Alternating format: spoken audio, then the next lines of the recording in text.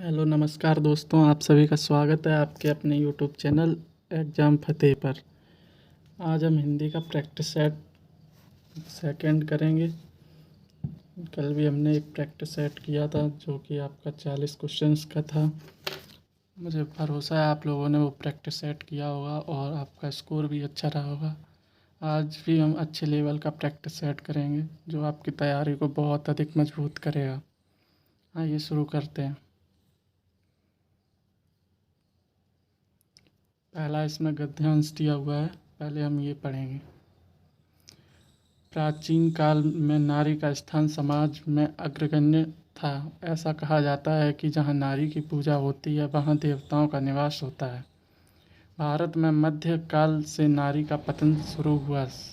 मध्यकाल के अंत तक तो नारी दासी या गुलाम बन गई, चार दीवारी में कैद हो गई। किंतु 19वीं शताब्दी में राजा राम मोहन राय, स्वामी विवेकानंद, दयानंद सरस्वती आदि समाज सुधारकों ने नारी जगत की काया पलट दी। नारी उत्थान की ओर बढ़ती गई। आज आधुनिक नारी ने जमीन से लेकर आसमान तक में अपना कब्जा जमाया है। नारी तू नारायणी है उक्ति को सिद्ध कर दिया है। वास्तव में देखा जाए तो नर और नारी एक रथ के दो पहिए हैं। रथ को सुयोग्य ढंग से चलाने के लिए दोनों में संतुलन चाहिए। शिक्षित नारी परिवार की उद्धारक है। प्रत्येक घर में नारी का सम्मान होना चाहिए। समाज में प्रचलित कुप्रथाओं से लड़ना अनिवार्य है। नारी ने अपना जो स्थान प्राप्त किया है उसे मजबूत बनाने के लिए नर और नारी दोनों को तत्पर रहना चाहिए। आइए अब इसके अध्ययन से जुड़े हुए प्रश्न करते हैं। पहला प्रश्न है, प्राचीन काल में नारी का स्थान क्या था? प्राचीन काल में नारी का स्थान, ये यहाँ पे लिखा है, प्राचीन काल में नारी का स्थान समाज में अग्रगण्य था। तो इसका आंसर हमारा हो जाएगा ऑप्शन नंबर बी। अगला क्वेश्चन देखेंगे। नारी तू नारायणी है की सही व्याख्या क्या है? नारी नारायणी की तरह पूजनीय है। नारी को कोई अधिकार नहीं है। नारी गुलाम थी। नारी के मान सम्मान में कमी होना। इसका राइट आंसर हो जाएगा ऑप्शन नंबर ए। आइए नेक्स्ट क्वेश्चन देखते हैं। क्वेश्चन नंबर 3 है, देश का उद्धार कैसे होगा? नारी इस अशिक्षित रहेगी तो केवल समाज सुधारकों के प्रयत्न से। समाज में नारी को समान स्थान देने तथा उसके शिक्षित होने से। नारी की पूजा करने से। ऑप्शन नंबर सी आपका बिल्कुल राइट हो जाएगा।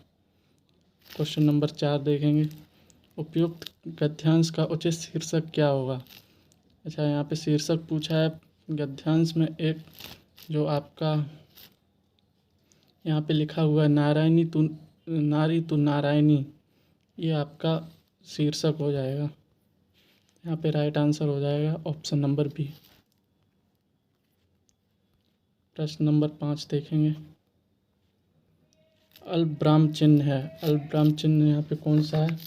यहाँ पे अल्पविराम चिन्ह है आपका ऑप्शन नंबर बी। ये आपका पूर्ण विराम है। ये आपका कौन सा है? ये आपका विषमयादि बोधक चिन्ह है। और ये आपका कौन सा है? ये आपका अर्धविराम है। क्वेश्चन नंबर 5 देखेंगे। क्वेश्चन नंबर 6 देखेंगे। अघोष वर्ण कौन सा है? अघोष वर्ण कौन कौन से होते हैं? फर्स्ट वर्ग होता है आपका और सेकंड वर्ग होता है।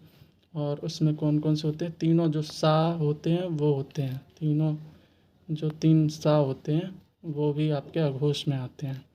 तो यहाँ पे कौन सा आपका राइट आंसर हो जाएगा? यहाँ पे आपका ऑप्शन नंबर ए बिल्कुल राइट आंसर हो जाएगा, पा। क्वेश्चन नंबर 7 देखेंगे। निम्न में से महाप्राण व्यंजन कौन सा है? महाप्राण व्यंजन कौन कौन से होते हैं? कल वाले प्रैक्टिस सेट में भी महाप्राण का एक क्वेश्चन था, उसे भी हम लोगों ने किया था। महाप्राण कौन कौन से होते हैं? एक तो आपका सेकंड वर्ग होता है और आपका चौथा वर्ग होता है। और ऊष्मीय व्यंजन होते हैं। और आपके कौन सा होता है? तीनों सा होते हैं और हा और होता है इसमें, ठीक है। तो यहाँ पे कौन सा हो जाएगा आपका? ऑप्शन नंबर सी हो जाएगा, भा। आपका बिल्कुल राइट आंसर हो जाएगा। क्वेश्चन नंबर 8 देखेंगे। भलाई में प्रत्यय है ई, आई, लाई, भा। उपसर्ग नहीं पूछा है, आपका राइट आंसर हो जाएगा आई, बी आपका। और ये भला क्या है? भला एक विशेषण है, इसमें आई प्रत्यय जोड़ के आपकी भाववाचक संज्ञा बनाई गई है। नेक्स्ट क्वेश्चन देखेंगे। क्वेश्चन नंबर 9 है, निम्न में से कौन सी बोली उत्तर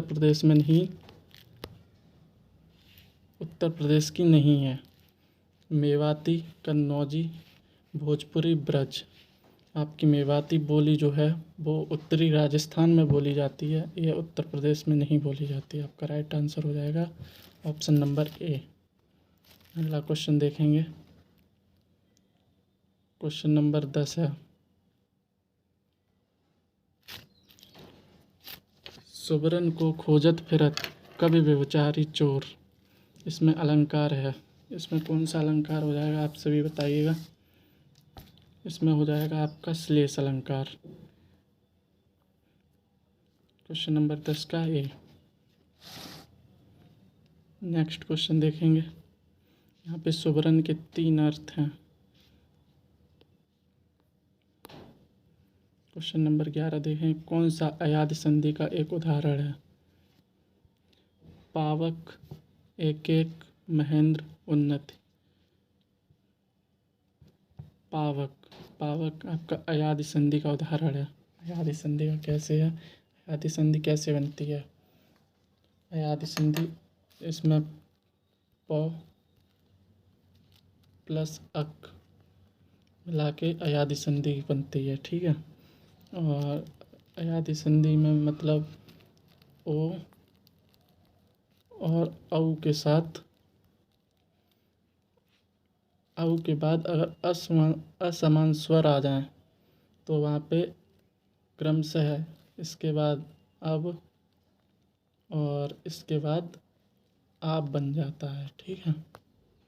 जहाँ पे छोटा होगा वहाँ पे अब बनेगा, जहाँ बड़ा होगा वहाँ पे आप बनेगा। जैसे यहाँ पे इसका करेंगे तो पौ धन अक हो जाएगा, तो इसका बनेगा, हमने बोला था आव, यानी कि पावक बन जाएगा इसका। आपका राइट आंसर हो जाएगा ऑप्शन नंबर ए, 11 का ए। अगला क्वेश्चन देखेंगे। क्वेश्चन नंबर 12, कौन सा स्थायी भाव नहीं है? निर्वेद, विस्मय, जुगुप्सा, करुण। करुण तो स्वयं एक रस है, ये कैसे स्थायी भाव होगा? करुण का स्थायी भाव क्या होता है? करुण का स्थायी भाव आप लोग कमेंट बॉक्स में बताइएगा कि करुण का स्थायी भाव क्या होता है। निर्वेद किसका स्थायी भाव है? सभी लोग बताएंगे ये शांत रस का है, शांत रस, ठीक है। और विस्मय किसका है? विस्मय है आपका अद्भुत रस का, अद्भुत रस का। और जुगुप्सा किसका है? जुगुप्सा है आपका विभत्स रस का, विभत्स, ठीक है। ध्यान रखिएगा, ऐसा क्वेश्चन यूपी पुलिस में ज़रूर बनता है। और ये क्लास यूपी पैट के लिए भी इम्पोर्टेंट है, क्योंकि इसमें मुहावरे जो हैं आपके, लोकोक्ति, ये सब जो पर्यायवाची विलोम शब्द सभी पूछे जाते हैं। और गद्यांश आपका पहला ही पड़ गया, वो भी पूछा जाता है। गद्यांश तो जितना रिवीजन कर लो उतना ही इम्पोर्टेंट है, क्योंकि जितना रिवीजन करोगे उतना ही आपका मतलब उतनी जल्दी आप कर ले जाओगे, जितनी जल्दी आप करोगे उतना आगे बढ़ोगे। अगला क्वेश्चन देखेंगे। क्वेश्चन नंबर 13, अपने आप को संकट में डालना का अर्थ के लिए सही मुहावरा है? बिल्ली के गले में घंटी बांधना, भैंस के आगे बीन बजाना, मक्खियाँ मारना, भीगी बिल्ली बनना। बिल्ली के गले में घंटी बांधना बिल्कुल आपका सही उत्तर हो जाएगा। अगला क्वेश्चन देखेंगे। क्वेश्चन नंबर 14 है, रात भर जागना स्वास्थ्य के लिए अच्छा नहीं है। रेखांकित शब्द को पहचानिए। रेखांकित शब्द कौन सा है? भर। भर क्या आपका कालवाचक क्रिया विशेषण है, रात भर, ठीक है। अगला क्वेश्चन देखेंगे। उत से निर्मित शब्द है, उत से कौन सा शब्द निर्मित है? उत से अवकाश, अपकार, उच्चारण, अध्ययन, कौन सा शब्द निर्मित है? उच्चारण आपका ये एक व्यंजन संधि का उदाहरण है। व्यंजन जो कि जब यहाँ पे डबल स्वर आते हैं वहाँ पे होता है उत प्लस चारण। व्यंजन संधि में भी कई नियम हैं जो कि अलग अलग प्रकार से प्रयोग में होते हैं। अगला क्वेश्चन देखेंगे। स्वर्ग का संधि विच्छेद है। स्वर्ग में कौन सी संधि है? आपकी विसर्ग संधि है। स्वर्ग में विसर्ग संधि है। इसमें ये जो रा चढ़ा है उसका लोप हो जाता है, उसकी जगह पे विसर्ग आ जाता है। तो आपका राइट आंसर हो जाएगा option number A. Question number 17 देखेंगे। निम्नलिखित में से एक शब्द स्थूल का विलोम है। स्थूल का विलोम सूक्ष्म, तन्वी, दुर्बल, शाश्वत। आपका स्थूल का विलोम हो जाएगा ऑप्शन नंबर ए सूक्ष्म, बिल्कुल राइट आंसर हो जाएगा। क्वेश्चन नंबर 18 देखेंगे। जहाँ उपमेय में उपमान की संभावना की जाए वहाँ अलंकार होता है। जहाँ उपमेय में उपमान की संभावना की जाए वहाँ पे उत्प्रेक्षा अलंकार होता है। आप सभी को पता होगा। अगला क्वेश्चन देखेंगे। Question number 19। चौपाई छंद के प्रत्येक चरण में कितनी मात्राएं होती हैं? चौपाई छंद के प्रत्येक चरण में 16 मात्राएं होती हैं, आप सभी को पता होगा। और इसमें ये एक समवृत्त मात्रिक छंद है जिसमें 4 चरण होते हैं, 4, और प्रत्येक चरण में 16 मात्राएं होती हैं। ध्यान रखिएगा, मात्राओं से भी क्वेश्चन बन जाता है। क्वेश्चन नंबर 20 देखें। हमें यथाशक्ति दान करना चाहिए। रेखांकित शब्द में समास को पहचानिए। यथाशक्ति मतलब शक्ति के अनुसार। इसमें कौन सा समास हो जाएगा? इसमें आपका अव्ययीभाव समास हो जाएगा। अव्ययीभाव के और भी उदाहरण हैं जैसे रातों रात, रातों रात, और आपका हाथों हाथ, हाथों हाथ, और भी उदाहरण हैं। नेक्स्ट क्वेश्चन देखेंगे। आपका इसमें आंसर हो जाएगा ऑप्शन नंबर ए, 20 का ए। अगला क्वेश्चन देखेंगे। विषेक किस शब्द का पर्यायवाची शब्द है? बुद्ध का है, बाण का है, तरु का है, सरोवर का है। विषेक आपका बाण का पर्यायवाची शब्द है। बाण के और भी हैं। सहायक हो गया एक, सहायक। यूपी पैट में भी पर्यायवाची पूछे जाएंगे, इसलिए इम्पोर्टेंट है यूपी पैट के लिए भी। क्या पता कौन सा आ जाए, किसी ने नहीं देखा कौन सा कहाँ पे आ जाए। नाराज, एक नाराज होता है, एक सिलीमुखी होता है, सिली मुख, एक होता है सर। क्या होता है? सर। तो इसका राइट आंसर हो जाएगा 21 का बी। अगला क्वेश्चन देखेंगे। Question number 22। निम्नलिखित शब्दों में से कौन सा शब्द सदैव बहुवचन होता है? लड़का जा रहा है, ये आपका एक वचन में भी हो जाता है।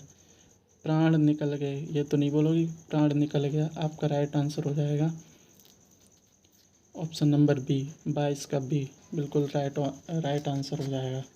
ध्यान रखिएगा, अच्छा क्वेश्चन है और ऐसे भी क्वेश्चन बनते हैं। और छोटे छोटे क्वेश्चन जब गलत हो जाते हैं तब बहुत अफसोस होता है, जब एक एक नंबर से सिलेक्शन से रह जाते हैं। क्वेश्चन नंबर 23 देखिएगा। के लिए किस कारक का परसर्ग है? परसर्ग मतलब किस कारक का विभक्ति चिन्ह है? आइए देखेंगे। के लिए किस में आता है? अपादान में आता है, अधिकरण में आता है, करण में आता है, आपका संप्रदान में आता है। इसमें आता है संप्रदान में। संप्रदान के लिए विभक्ति चिन्ह होता है इसका, के लिए। ठीक है, आपका राइट आंसर हो जाएगा ऑप्शन नंबर ए, 23 का ए। मनहरण कवित्व के प्रत्येक चरण में कितने वर्ण होते हैं? प्रत्येक चरण में कितने वर्ण होते हैं मनहरण कवित्व के? इसमें होते हैं आपके 31 वर्ण। ठीक है, वार्णिक छंद होता है ये। कैसा छंद होता है? वार्णिक छंद होता है। उसके प्रत्येक चरण में 31 वर्ण होते हैं, ध्यान रखिएगा। रीतिवाचक क्रिया विशेषण छांटिए। क्वेश्चन नंबर 25 देखेंगे। रीतवाचक क्रिया विशेषण छांटिए। यहाँ वहाँ, बहुत, कल, जैसे तैसे। यहाँ पे रीतवाचक कौन सा हो जाएगा आपका? जैसे तैसे, जैसे को तैसा, रीतवाचक क्रिया विशेषण। और यहाँ वहाँ कौन सा होगा आपका? ये होगा स्थानवाचक, स्थानवाचक, ठीक है। और बहुत क्या होगा? बहुत होगा परिमाणवाचक। और कल क्या होगा? कल होगा आपका कालवाचक, ठीक, ध्यान रखिएगा। Question number 26। अरे वाह, आपका आगमन तो आकस्मिक है।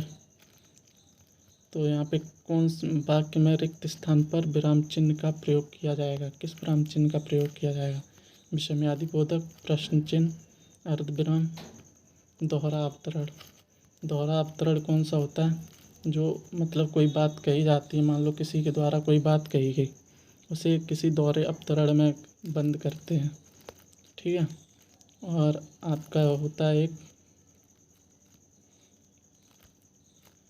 और इसमें वाह, वाह मतलब विषय में होता है, विषमय बोधक। विषमय बोधक का चिन्ह होता है ये वाला प्रयोग होगा, प्रश्न चिन्ह ये होता है।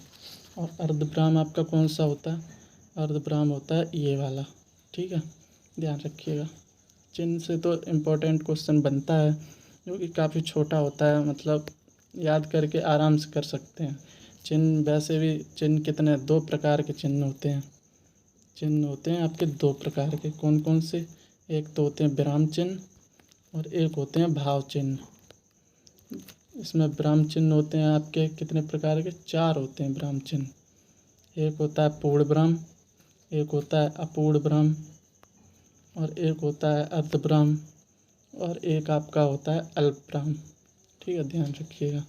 और भाव चिन्ह होते हैं वो सब अवतरण वगैरह, प्रश्नवाचक चिन्ह। अगला क्वेश्चन देखेंगे, प्रश्न नंबर 27 देखेंगे। अपने सहारे पर रहने वाला, आपने देखा होगा UPSSC पैट का जो सिलेबस है उसमें भी आपको दिया हुआ है कि एक शब्द के बारे में, अनेक शब्दों के लिए एक शब्द।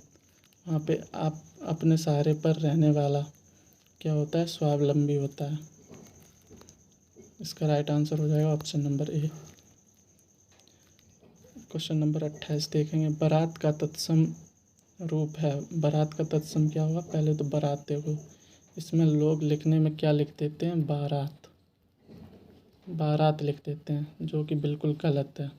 बारात कोई शब्द नहीं होता है, बिल्कुल गलत होता है। ये बर्तनी में भी पूछा जाता है, लेकिन बारात का यहाँ पे हमसे तत्सम पूछा है। तत्सम क्या होगा? यहाँ पे होगा इसका बर यात्रा, ठीक है, याद रखेंगे। ये देखो ऑप्शन में भी दे रखा है, लेकिन ये कोई शब्द ही नहीं होता, याद रखेंगे इसे। अगला देखेंगे क्वेश्चन नंबर 29। हल्दी घाटी के रचनाकार कौन है?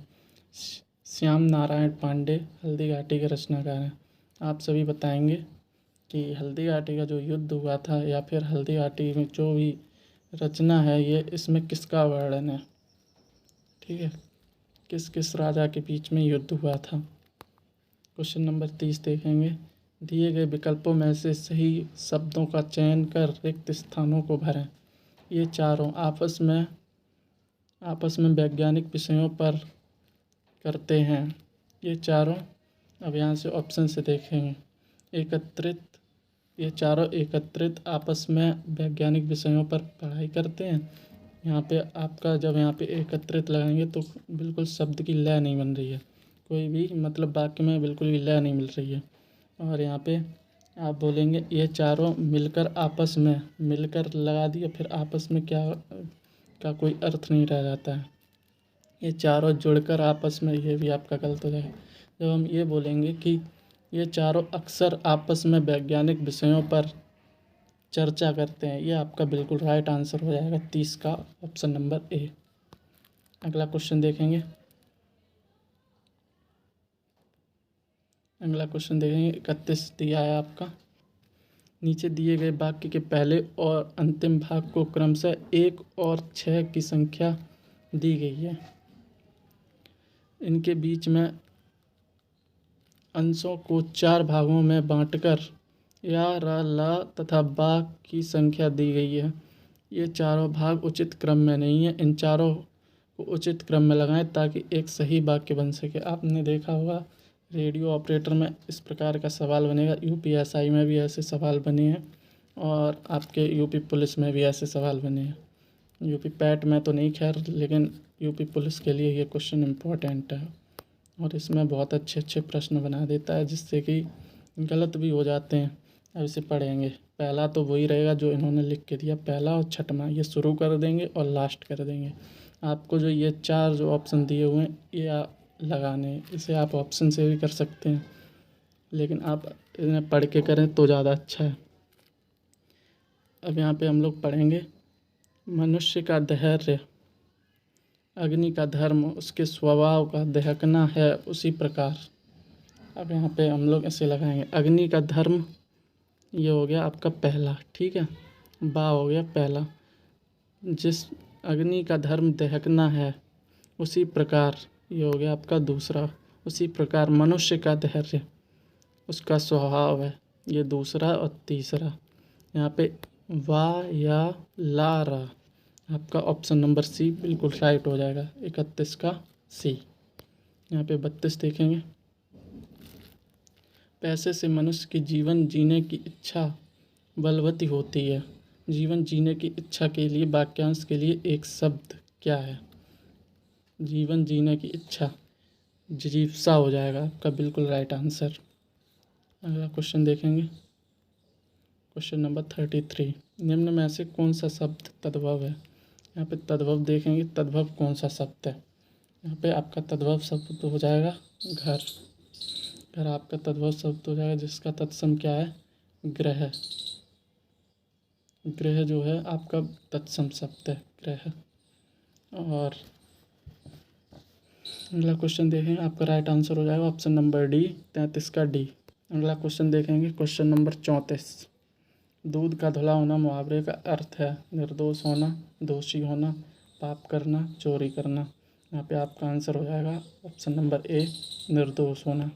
अगला क्वेश्चन देखेंगे, रौद्र रस का स्थायी भाव है भय, उत्साह, क्रोध, विषम। क्रोध का बताइए, रौद्र रस का स्थायी भाव क्या है? रौद्र रस का स्थायी भाव है आपका क्रोध। ध्यान रखिएगा, रौद्र रस का स्थायी भाव क्रोध है। अगला क्वेश्चन देखेंगे, क्वेश्चन नंबर 36, खान पान में कौन सा समास है? खान पान में आपका कौन सा समास है? द्विगु समास है, अव्ययीभाव समास है, या तत्पुरुष समास है, या द्वंद्व समास है? खान पान जहाँ पर भी योजक चिन्ह का प्रयोग होता है और दोनों पद प्रधान होते हैं वहाँ पे आपका द्वंद्व समास होता है। इसकी ट्रिक है, इसमें ज़्यादातर या फिर विलोम आते हैं जैसे पाप पुण्य, ठीक है, और आपका योजक चिन्ह प्रयोग होता है। अगला क्वेश्चन देखेंगे, क्वेश्चन नंबर 37 है, हिंदी साहित्य की लब्ध प्रतिष्ठित कृति कामायनी के रचनाकार कौन है?